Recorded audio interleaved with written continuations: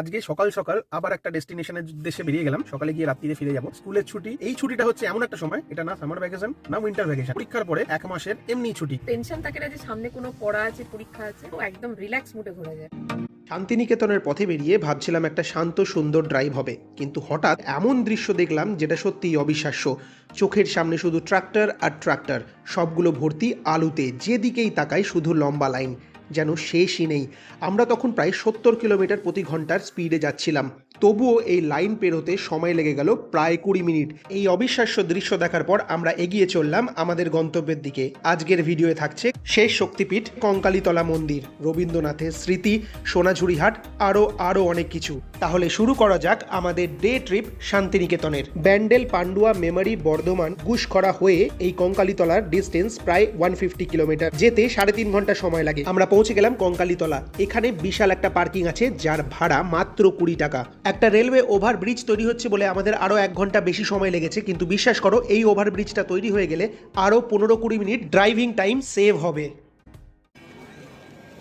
মন্দিরের main entrance গেটের দুপাশে অনেক পুজোর ডালার দোকান। 5 ফল এবং নকুলদানা দিয়ে যে ডালাটা পাওয়া যাচ্ছে সেটা একটু ওভার প্রাইসড লাগলো। আমরা পুজো দিই সচরাচর মিষ্টি দিয়ে, তাই আমরা চললাম মিষ্টির দোকানের খোঁজে। এখানে একটা তাজ্জব ব্যাপার, মন্দির চত্বরে সেই রকম মিষ্টির দোকান নেই, আর যে দুটি মিষ্টির দোকান খুঁজে পেলাম তাতে ভাত, ডিম, তরকারি সবকিছুই পাওয়া যাচ্ছে। শুধু নেই তো মিষ্টির ভ্যারাইটি, একই ভ্যারাইটির দুটো মিষ্টির শেপ। সেখান থেকে একটা চুজ করলাম, এখান থেকে একটা জবা ফুলের মালা নিলাম, আর পা বাড়ালাম মা কঙ্কালীর মন্দিরের দিকে।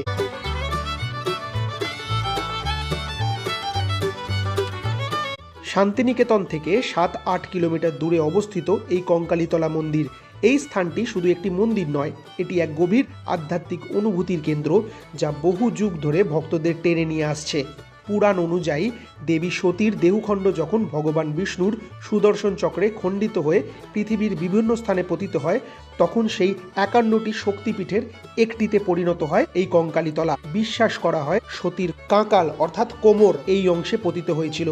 সেই থেকেই এই স্থানের নাম হয়েছে কঙ্কালীতলা। পাশেই বয়ে চলেছে কোপাই নদী, যা এই স্থানের সৌন্দর্যকে আরও বাড়িয়ে তোলে। ভোরের সূর্যালোকে কিংবা সন্ধ্যার আরতির সময় মন্দির প্রাঙ্গণে এক অনন্য পবিত্রতা অনুভব করা যায়, যা ভাষায় প্রকাশ করা কঠিন। এই মন্দিরে কোনো দেবী মূর্তি নেই, আছে শুধু দেবীর বেদী, সেইটিকেই পুজো করা হয়। পুজো দিতে কোনো রকমই অসুবিধা হলো না, আর টাকার কোনো জোর জুলুমও নেই।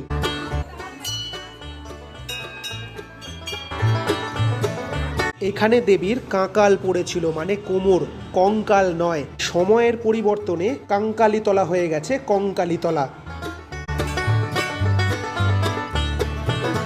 মন্দিরের ভেতরে মেলাতলার মতোই ভালোই দোকানপাট আছে, কিন্তু আমাদের কাছে সময়ের ঘাটতি ছিল, কারণ আজকে পুরো শান্তিনিকেতন ঘুরতে হবে, তাই এই জায়গাটা অতটা ভালো করে ঘোরা হয়নি।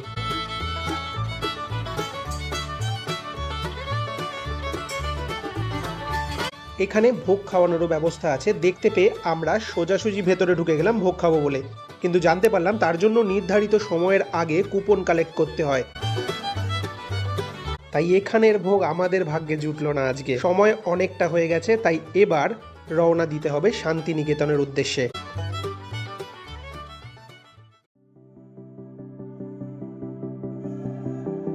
এখানে মধ্যাহ্নভোজেরও মোটামুটি ব্যবস্থা আছে, কিন্তু আমরা ডিসাইড করে এসেছি সোনাঝুরিহাটের পাশে দুটি রেস্টুরেন্ট রয়েছে, শকুন্তলা আর রামশ্যাম, সেখানেই খাবো আজকে থালি। তাই এখান থেকে শুধু এই লস্যিটুকুই খেলাম।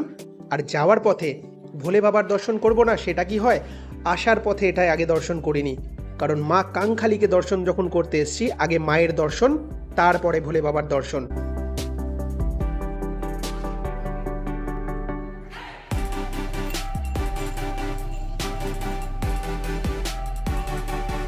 এখান থেকে বেরিয়ে প্রান্তিক রেলওয়ে ক্রস করে পৌঁছে গেলাম শান্তিনিকেতনে। রবীন্দ্রনাথের বাবা মহর্ষি দেবেন্দ্রনাথ ঠাকুর রায়পুরের জমিদার ভুবনমোহন সিংয়ের কাছ থেকে জমি নিয়ে 1863 সালে এখানে আশ্রম ও উপাসনালয় নির্মাণ করেন। 1901 সালে রবীন্দ্রনাথ ঠাকুর মাত্র 5 জন ছাত্র নিয়ে এখানে শুরু করেন পাঠভবন নামে বিদ্যালয়। এটিই পরে 1921 সালে রূপান্তরিত হয় বিশ্বভারতী বিশ্ববিদ্যালয়ে।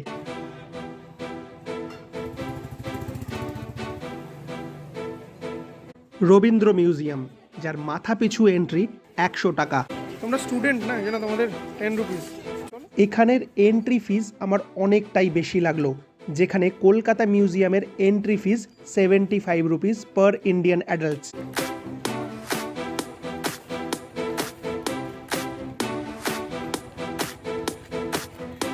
এই ভিডিওতে শুধু আমিই গায়েব হয়ে যাচ্ছি। বিশ্বভারতী ঘুরছি, রবীন্দ্র মিউজিয়াম।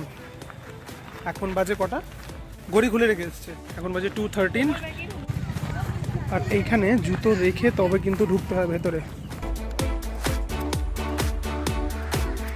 ভেতরে ভিডিওগ্রাফি আর ফটোগ্রাফি অ্যালাউড নয়, আর অ্যালাউড থাকলেও কিছু করার মতোই নেই। সবকিছুই এখানে রেপ্লিকা, ইভেন নোবেল প্রাইজটাও। আসলটা তো চুরি হয়ে গেছে আর কোনোদিন পাওয়াও যাবে না। নতুবা রয়েছে কিছু ছবি ল্যামিনেট করে রাখা আর অল্প কিছু রবীন্দ্রনাথের ব্যবহৃত জিনিস। আর এই পুরো মিউজিয়াম চত্বরে যত বাড়ি রয়েছে রবীন্দ্রনাথের ব্যবহৃত, কিন্তু একটাতেও এন্ট্রি করা এখন রেস্ট্রিক্টেড। তাহলে কিসের মিউজিয়াম, কিসের এন্ট্রি ফিজ? কি জন্যই বা ভেতরে গেলাম, কি বা দেখলাম? শুধু বাইরে বাইরে থেকে দেখে বেরিয়ে চলে এলাম। সত্যি কথা বলবো, আমার মনে হলো রবীন্দ্রনাথ ঠাকুরের নাম ভাঙিয়ে ব্যবসা চলছে এখানে। ভারতবর্ষ তথা বাংলার এত বড় একজন মহান পুরুষ, তার মিউজিয়াম দেখার টিকিটের রেটটা এতটাই বেশি যে অনেকেই ঘুরে চলে যাচ্ছে। এটা হওয়া উচিত ছিল না। রবীন্দ্রনাথ ঠাকুরের ব্যবহৃত এই পুরনো গাড়িটা দেখে খুবই ভালো লাগলো। আর পুরো মিউজিয়ামের মধ্যে এটাই একমাত্র অ্যাট্রাকশন আমার মনে হয়। এই রকম আরেকটি গাড়ি আছে কলকাতাতে, নেতাজির ইউজ করা।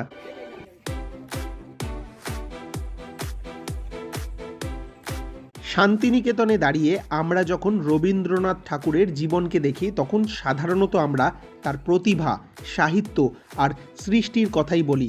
কিন্তু কখনো কি আমরা ভেবে দেখি এই অসাধারণ মানুষটির পেছনে আর কি কি কারণ কাজ করেছিল? রবীন্দ্রনাথ জন্মেছিলেন এক সমৃদ্ধ ও প্রভাবশালী পরিবারে, দেবেন্দ্রনাথ ঠাকুরের পরিবারে। প্রচলিত স্কুলের শিক্ষা তার ভালো লাগেনি, তাই তিনি সে পথে হাঁটেননি। কিন্তু শিক্ষার অভাবও হয়নি, বরং শিক্ষা এসে পৌঁছেছিল তার নিজের বাড়িতেই। ব্যক্তিগত শিক্ষক, সাহিত্য চর্চার পরিবেশ, সাংস্কৃতিক আবহ সবকিছুই ছিল তার হাতের নাগালে।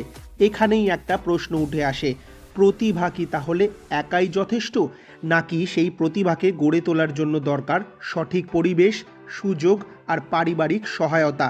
এটা সত্যি যে তার অসাধারণ প্রতিভা না থাকলে তিনি কখনোই এই উচ্চতায় পৌঁছতে পারতেন না। কিন্তু এটাও কি অস্বীকার করা যায় যে তার পরিবারের আর্থিক ও সাংস্কৃতিক শক্তি তাকে এই প্রতিভাকে বিকশিত করার সুযোগ করে দিয়েছিল?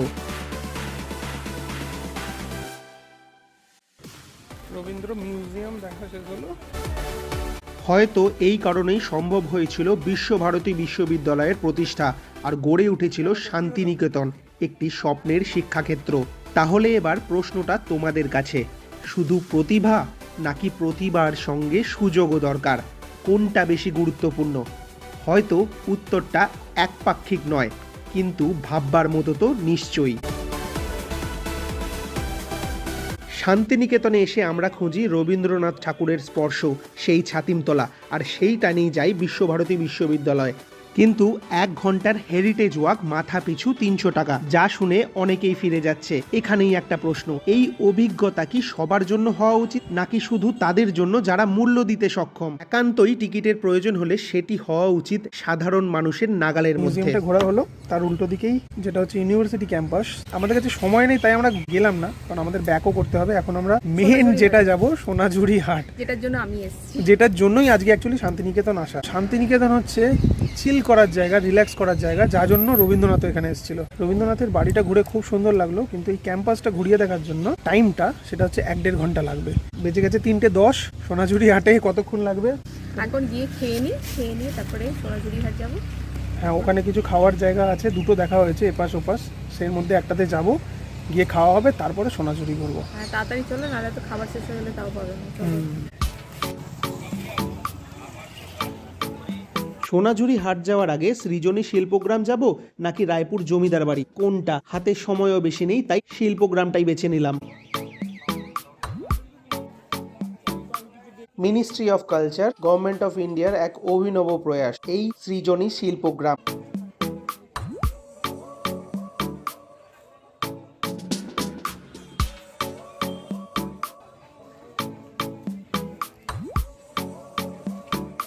কিছুদিন আগেই দোল উৎসব গেছে, বাংলায় এটা বসন্ত উৎসব নামে শান্তিনিকেতনে প্রসিদ্ধ, আর সেই সাজেই এখনও সেজে রয়েছে এই শিল্পগ্রাম।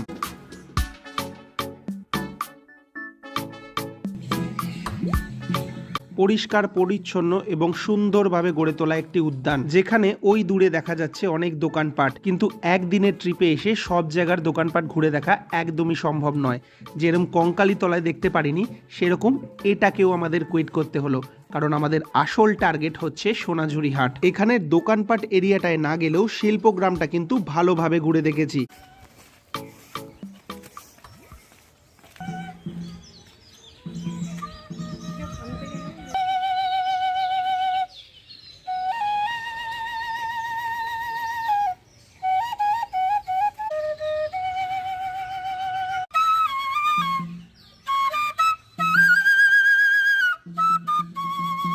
ভিডিও করছি, ভিডিও।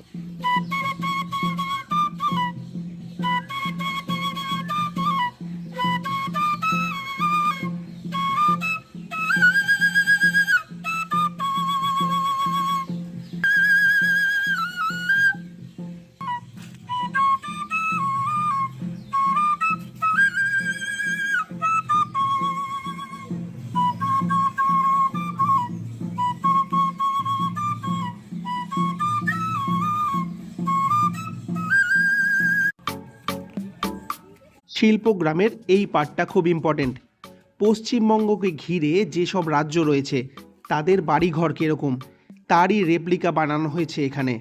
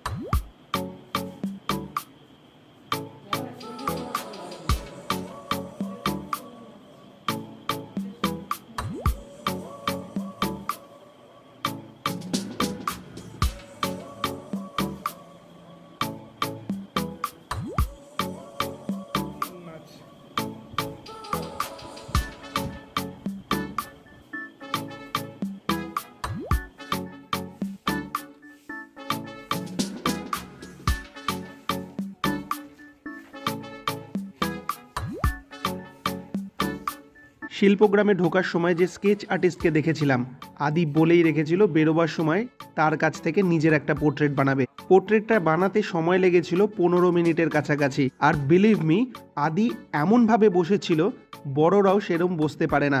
এটা আমি বলছি না, যিনি স্কেচ আর্টিস্ট তিনি এই কমেন্টটা করেছে। এই স্কেচ আর্টিস্টের নাম প্রত্যুষ বাগ, বিশ্বভারতীর সেকেন্ড ইয়ারের স্টুডেন্ট। নিজের খালি সময়ের প্র্যাকটিস করার এই অভূতপূর্ব সুযোগ, তার সাথে হাত খরচও উঠে যায়। শিল্পগ্রাম থেকে বেরিয়ে খুব তাড়াহুড়ো করে পৌঁছতে হলো সোনাঝুরিহাট। প্রায় 5:30 বেজে গেছে। আর এর পাশেই রয়েছে একটা বিশাল পার্কিং, রেটটা অনেকটাই বেশি। এই পার্কিংয়ে গাড়ি রাখাটা একদমই কম্পালসারি নয়, তুমি অন্য জায়গাতেও রাখতে পারো, কিন্তু রাখবে কোথায়? পশ্চিমবঙ্গের প্রতিটা জায়গার মতো শান্তিনিকেতনকেও শেষ করে দিয়েছে এই উজ্জ্বল নক্ষত্র টোটোর দল। তাই অগত্যা পার্কিংয়ে গাড়ি রেখে কোনো রকমে ভিড় ঠেলে পায়ে হেঁটে সোনাঝুরিহাট পৌঁছতে লেগে গেল 10 থেকে 15 মিনিট, যেখানে ডিস্টেন্সটা ছিল মাত্র 200 থেকে 300 মিটার। সোনাঝুরিহাট প্রথমবার দেখার পর আমার আর রিমির এক্সপ্রেশন ছিল এত হিউজ। তবে বলে রাখি, শনি রবিবারই এত দোকান বসে, আর বুধবারে মার্কেট ক্লোজড। খুলে যায় সকাল 9টা থেকে আর চলে যতক্ষণ না সন্ধে হচ্ছে।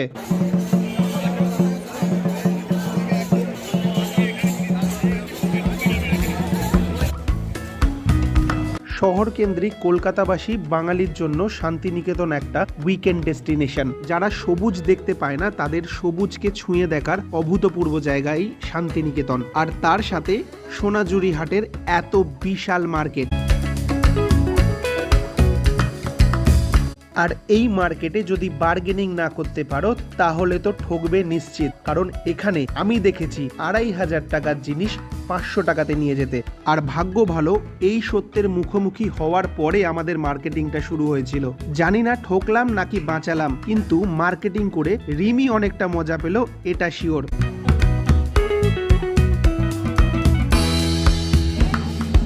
সোনাঝুরিহাটের কোনো ব্যবসায়ী যদি আমার এই ভিডিওটা দেখছো, তাহলে তোমাদের কাছে আমার একটাই রিকোয়েস্ট, তোমরা সবাই মিলে একটা লাভের পার্সেন্টেজ ডিসাইড করো যেটা সবার ক্ষেত্রে সমান হবে। তারপরে ফিক্সড সেলিং প্রাইস রাখো।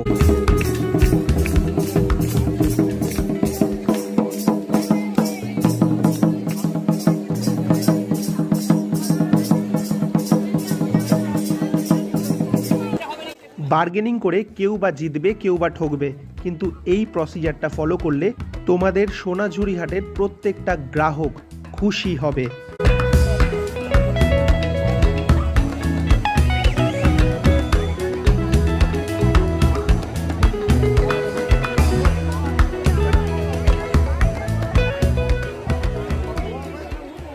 আজকের মতো শান্তিনিকেতন ঘোরা শেষ, এবার পেট পুজো।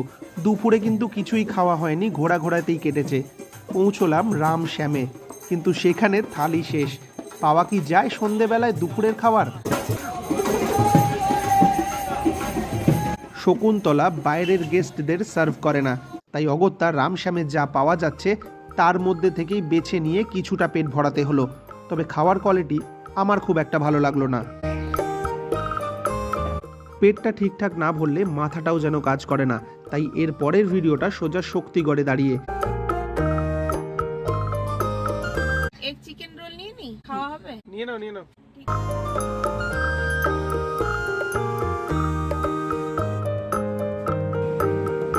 এখন 10:20 বাজে, দাঁড়িয়ে আছি শক্তিগড়ে। এখান থেকে ল্যাংচা আগের বারও নিয়ে গেছিলাম। কোথা থেকে? হ্যাঁ, রাজগীর থেকে ফেরার সময় এখান থেকে ল্যাংচা নিয়ে গেছিলাম। এখন অব্দি রোডে এবারে জ্যাম নেই দুর্গাপুর এক্সপ্রেসওয়েতে, কিন্তু আমরা মেমারি থেকে ঢুকে যাব ওল্ড দিল্লি রোড হয়ে। 10:20 বাজে, মোটামুটি 11:30 মধ্যে বাড়ি। তার মানে শান্তিনিকেতন সকালে বেরিয়ে রাত্রিরে ফেরা যায় যদি ড্রাইভিং এর ক্রেজ থাকে। আর যদি মনে হয় বাড়ি থেকে 150 কিলোমিটার দূরে গিয়ে নাইট স্টে করে কি লাভ, আর একদিন চলে যাওয়া যেতে পারে, তাহলে কিন্তু শান্তিনিকেতন একদিনের ট্রিপ সম্ভব। সব শেষে শান্তিনিকেতনের টি শার্ট পরে 3 জেনারেশনের একসাথে ছবি।